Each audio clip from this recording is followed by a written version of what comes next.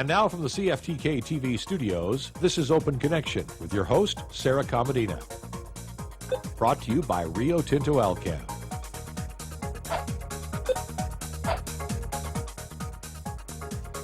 Welcome to Open Connection. I'm Sarah Komadina. Today we have a really exciting show for you. We are talking to members with the Terrace Economic Development Authority, also known as TEDA. Joining me is the Terrace Economic Development Officer, Blaine Moore, and also Rob Dykman, who is the chair. Thank you so much for coming on the show today. Thank you. Great to be here. So Terrace is busy. Terrace is really busy, hey? Yeah. Tell me what you guys are looking at right now, currently, like today. What's going on and what's your schedule looking like? Well, it's this has only been, I've only been here for 8 months, and so what my experience has been a flow in, actually that's the wrong term. Certainly an increase in volume as far as visibility, investment opportunities, whether they're multinational, local, regional, coming into town, asking, inquiring about different scenarios, whether it's housing, whether it's actual manufacturing. There's all levels of interest in this region. Mm-hmm. I've been located here in Terrace for 20 years and the chair of the TEDA organization for a number of years now, and I've seen we've gone from a place where we were struggling to get people and companies to come to Terrace, and now we're greeting them at the door and offering them information and packages on what Terrace has to offer, and it's a great turnaround for sure.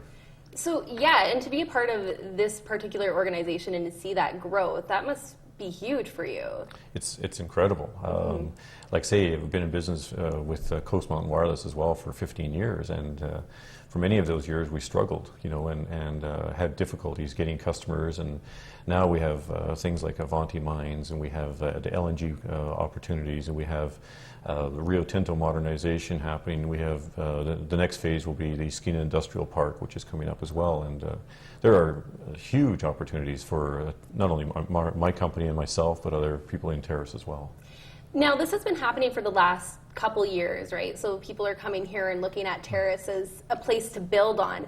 But when was it a particular project that sparked interest into other projects coming to the Northwest? I can't say it was necessarily one particular project. I think it was very vital that the Northern Transmission Line was finished, and now that's in operation, and that's going to spur other mining activities and run-of-river projects along the Northern Corridor.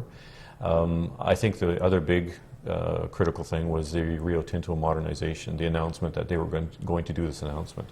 And in my opinion, that those are two large employers and servers that other industries can feed on. So it's been great.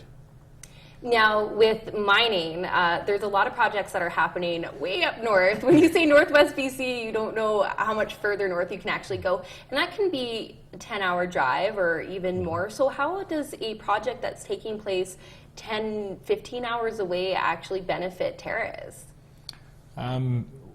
Logistically, they have to come through usually our airport, and some will bus up or some will fly up there depending on each organization, and so there's that natural transition through Terrace.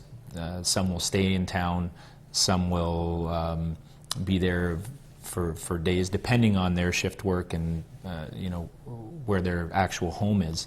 But also it impacts the local businesses who are engaged with those projects in some fashion, whether it's Rob in communications or trucking, transportation. There's other elements that actually involve Terrace in an economic way, offer for all over different spectrums, whether it's accommodations, whether it's transportation. It just, you'd be amazed at how it flows out and what impact it does have actually on Terrace. With all this development right now and people coming in and influx of people, do you guys find that Terrace is keeping up with housing them and finding accommodations for them? Is our community able to keep up?